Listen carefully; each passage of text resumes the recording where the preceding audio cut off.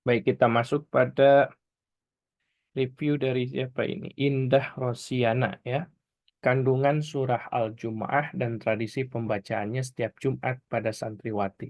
Studi Living Quran di Pondok Pesantren Al-Ma'mur, Tangerang, Banten. Jadi ini studi Living Quran.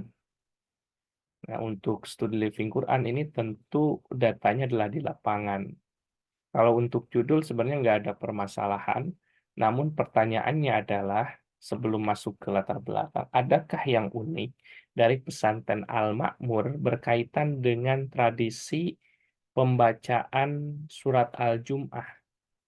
Kan itu, karena yang hendak dikaji itu kan itu. Nah ini kalau dijelaskan, surat Al-Jum'ah mempunyai susunan dua bagian. Urutan ke-1 mengkritik orang Yahudi, penipu, muslihat, dan perbuatannya melampaui batas. Urutan kedua, beberapa umat Islam melewatkan ibadah sholat Jumat sebab khawatir orang-orang yang diperjualbelikannya hilang atau mereka kehilangan pelanggannya. Nah, dari fenomena di atas, Al-Makmur di mana pembiasaannya rutin dilakukan pada setiap hari Jumat. Sebelum zuhur oleh santriwati di Pondok Pesantren Al-Makmur. Terletak di daerah Munjal, Solear, Tangerang, Banten. Pondok pesantren ini berbasis pondok modern dan salafi yang artinya belajar akademik bahasa Arab dan Inggris dan juga belajar kitab kuning. Tradisi pembacaan surat Al-Jumu'ah ini pun sudah ada di awal berdirinya Pondok Pesantren Al-Makmur. Hingga saat ini peneliti menjadikan tradisi dimanfaatkan guna sasaran riset analisis living Quran. Nah, perlu diungkapkan juga di sini berkaitan dengan mana ya di sini ya. Perlu diungkapkan di sini, perlu diungkapkan di sini berkaitan dengan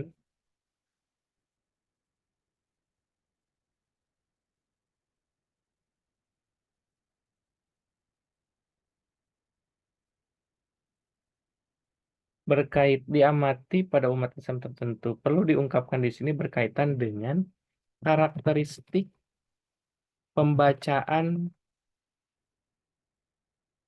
surah Al-Jum'ah di pesantren Al-Makmur ya, Makmur dan karakteristiknya dengan pesantren lain atau kegiatan masyarakat lain yang yang membaca surah Al-Jum'ah Jum'ah sebelum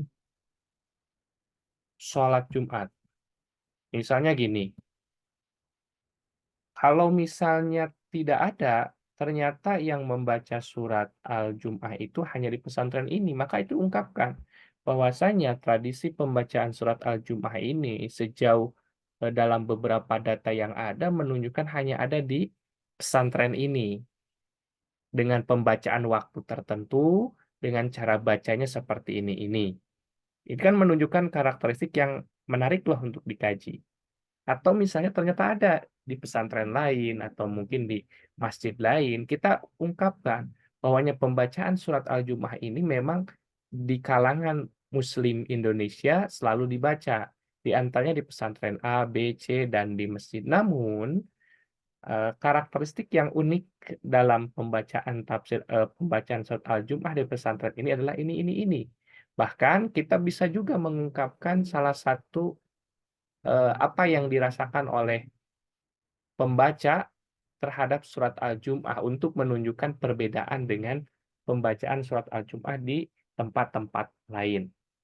Itu supaya nanti ketika masuk ini kita punya alasan jelas kenapa memilih pondok pesantren Al-Ma'mun. Itu harus ada alasan pemilihan itu. Nah, itu ya. Jadi ketika kita hendak memasukkan living Quran, poin utamanya ketika kita menyajikan di latar belakang masalah itu, yang pertama tentu tentang studi living Quran. Studi living Quran berkaitan bagaimana antara Al-Quran dan budaya saling berdialog. Misalnya kan, lalu diungkapkan secara umum contoh-contoh dari living Quran. Oh, dari living Quran itu ini. Lalu ungkapkan karakteristik pembacaan santri di Ponpes Al-Makmur misalnya, lalu di sini alasan memilih pesantren Al-Makmur dengan tradisi tradisi baca surah Al-Jumu'ah. Lalu dibuat di paragraf terakhir itu adalah statement-statement terkaitan dengan bahwasanya penelitian ini mampu mengungkapkan berkaitan dengan living Quran-nya atau dengan tradisinya itu bisa diungkapkan. Kalau kita lihat rumusan masalah, tradisi pembacaan surat Al-Jumu'ah setiap Jumat pada santriwati di Pondok Pesantren Al-Makmur, Tangerang, Banten.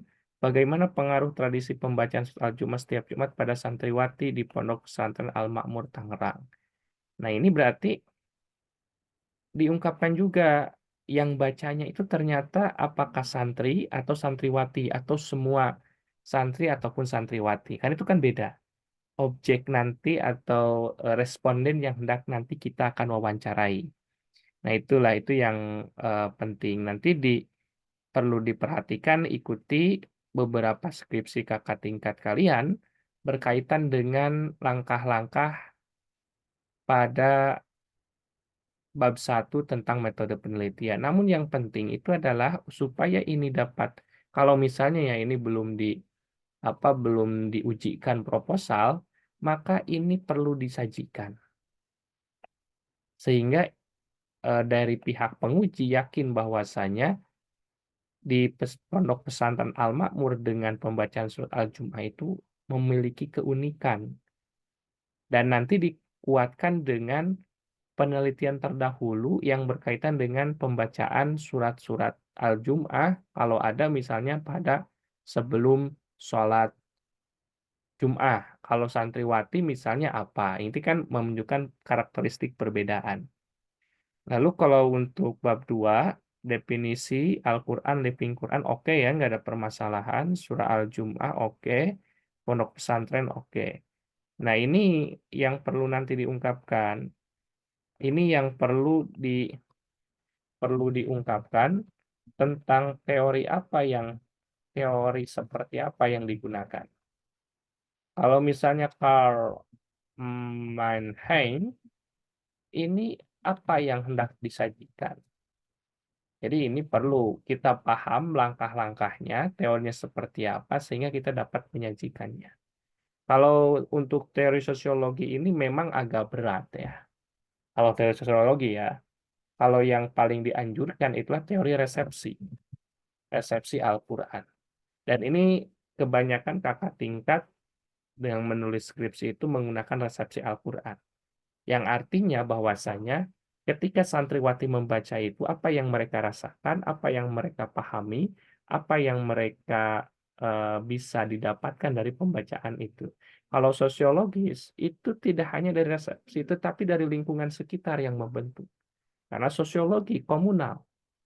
Itulah yang perlu saya pertanyakan, apakah memang benar menggunakan teori ini ataukah hanya sebatas ingin coba-coba atau seperti apa. Ini penting, karena kalau menggunakan Mannheim itu secara tidak langsung kita harus mengungkapkan kondisi secara sosiologisnya untuk mengungkap maksud dari pembacaan atau kebiasaan yang terjadi. Kalau resepsi lebih kepada individunya dan itu sebenarnya lebih lebih mudah ya, tapi kalau misalnya sudah paham, oke nggak masalah sih dengan menggunakan teori ini. Metodologi penelitian, oke nggak ada masalah. Bab 4 profil pondok pesantren, oke. Hasil dan pembahasan ini nggak usah sebenarnya itu. Kalau A itu hmm, apa namanya itu, tapi nggak masalah. Jadi misalnya profilnya apa ini istilahnya bukan hasil dan pembahasan, tapi nanti coba cek. Pemahaman terhadap surat Al-Jum'ah, prosesi dan tradisi pembacaan surat Al-Jum'ah, alasan dan tujuan, manfaat dan dampak, makna objektif. Kita lihat dari rumusan masalahnya apa. Pengaruh. Kalau pengaruh ini akan masuknya adalah tradisi resepsi, bukan teori sosiologis. Dan bahkan dari beberapa pernyataan ini lebih kepada resepsi dari seorang yang membaca surat Al-Jumu'ah, karena ada manfaat, dampak. Jadi saya anjurkan lebih baik menggunakan teori resepsi. Kalau mau dengan teori ini, perlu nanti ditambahkan apa yang hendak diungkapkan. Nah, itu saja. Tapi kalau untuk, apa namanya, itu dari aspek hasil ini udah, susunannya udah bagus, hanya saja nanti pembahasannya. Nah, itu saja review dari saya berkaitan dengan kandungan surat Al-Jumu'ah dan tradisi pembacaannya setiap Jumat pada santriwati. Studi Living Quran di Pondok Pesantren Al-Makmur Tangerang, Banten. Kalau misalnya fokusnya nanti, oh ternyata saya tidak fokus ke resepsinya, berarti nanti ini tradisinya yang hendak diungkapkan dengan teori sosiologis, silahkan itu bisa. Tinggal hanya sesuaikan dari pembahasan ini berkaitan dengan aspek-aspek sosiologisnya. Itu aja sih untuk ini.